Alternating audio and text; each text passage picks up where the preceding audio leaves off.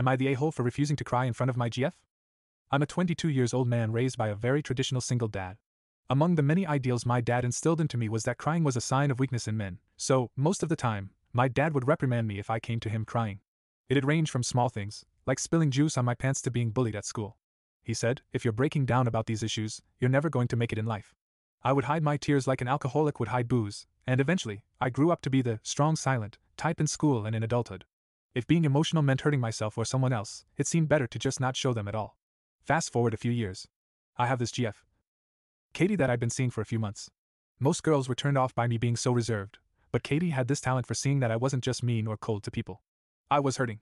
She treated me like a decent human, so I did my best to be a gentleman to her while still staying reserved. My dad told me it was important that a man never let his own feelings keep him from protecting and being respectful to women. About a week ago, Katie called saying her mom died in the hospital due to complications from the Rona, and asked me to come to the funeral. Her body was cremated to avoid attendees getting sick. Now, I never knew what having a mom was like, so as the preacher described Katie's mom during the sermon, it sounded like everything I wished I had as a kid. Someone who was gentle and nurturing, who'd understand my feelings rather than criticize them, someone who'd let me cry on their shoulder like I'd done for Katie many times. It was overpowering. I felt the tears coming on, and Katie looked at me in surprise. By force of habit, I didn't dare let myself cry. I took a deep breath, swallowed the lump in my throat, and just gave Katie another hug. After the service, I drove Katie home. It was pretty quiet until, out of nowhere, she went off on me. She said I cared more about looking like a macho man who didn't cry than letting her know how I felt. She said things like, I'm sorry your dad is stuck in the Stone Age, and I've opened up to you so much, but you never do the same for me. And is your male ego really that fragile? I just said enough?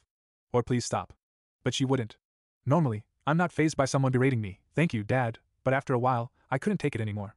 I just let her vent at me until I stopped at her house, and said, cold as ice, get out.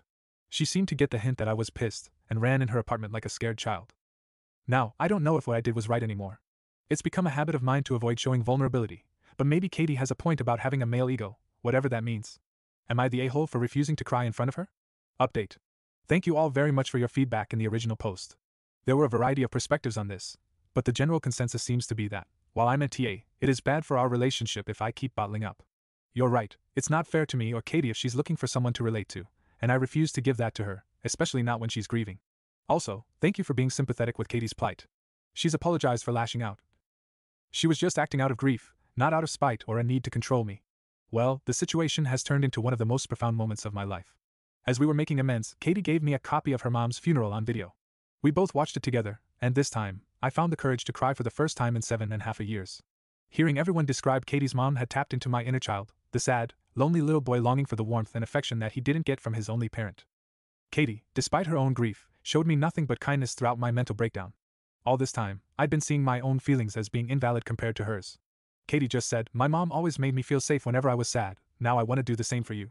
Bless her heart. Now, our relationship is stronger than ever. We're both looking after each other, but also seeking our own means of support to avoid being too dependent. I've finally started on my long overdue journey toward healing from my trauma and improving my mental health. I never would have reached this milestone if it weren't for the kind people of Reddit. I started from having no other outlet to having more options toward bettering myself than ever. Thank you all very much.